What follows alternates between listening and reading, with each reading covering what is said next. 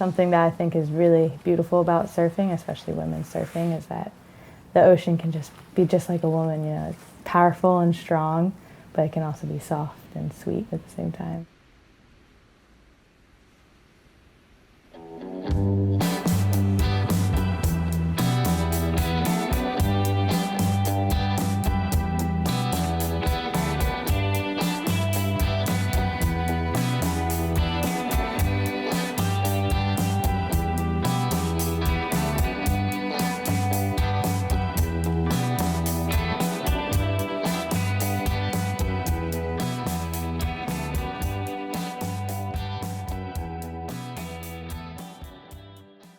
I think as a female surfer, you're always kind of underestimated, or your skill is always underestimated.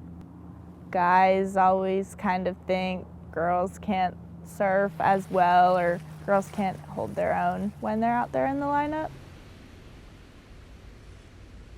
As a female, in any environment where you're outnumbered, or as just a human being in any case, there's always going to be intimidation. So when you're surfing and there's a lot of men out there and you're the only girl, there's definitely like that first rush of like, okay, like, got to shake it off my shoulders, you know, just catch waves, that's all you're doing out here. I have been in a few surf competitions before, and I almost feel like the women got the short end of the stick. The men's heats were kind of moved around according to how the waves were going to be. So if the waves were going to be better in the morning, the women's heats would get pushed back and the men's would surf first. One of the biggest struggles in women's surfing is going to be the exploitation of a woman's body. It's everywhere, you know, you go on Instagram or you see like surfing ads or anything, and all you see is like the woman looking good by the surfboard, but then you see the guy, you know, doing amazing turns or whatever in the background.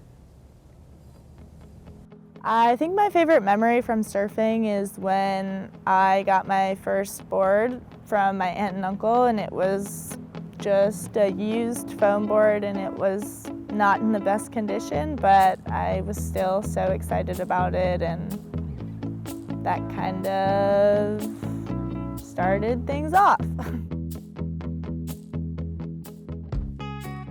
Surfing means that I just get to go out there and have fun, and it doesn't really matter if you're surfing well or not. Surfing provides a time to just disconnect from everything else going on, and you don't have to worry about what other people are doing.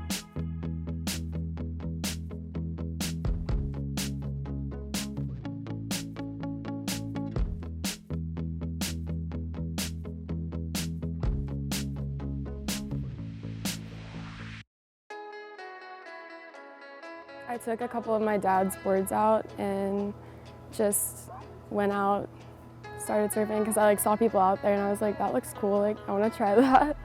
So I went out and just got really into it, and I just kind of fell in love with it and just kind of been doing it ever since.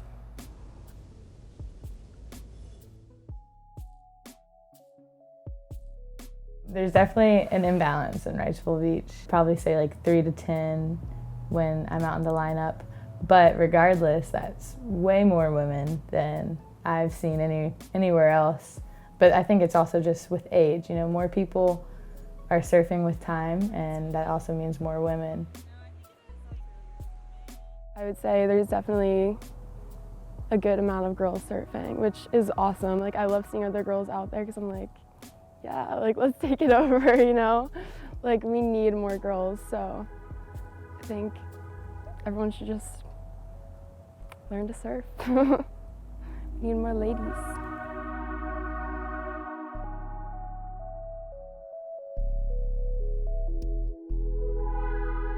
The surfing community in Wrightsville Beach, I think, is a pretty strong community. It's different than any surfing community I've been in before, like growing up on the Outer Banks, because it's fleeting, because people are coming and going all the time. But then you have, you know, your staple people that are always there. Regardless of being a female in the Wrightsville Beach surfing community, I think that everyone, for the most part, tries to be as inclusive as possible. All the men that I surf with here are super welcoming and kind. Like, no one's gonna make you feel weird about it.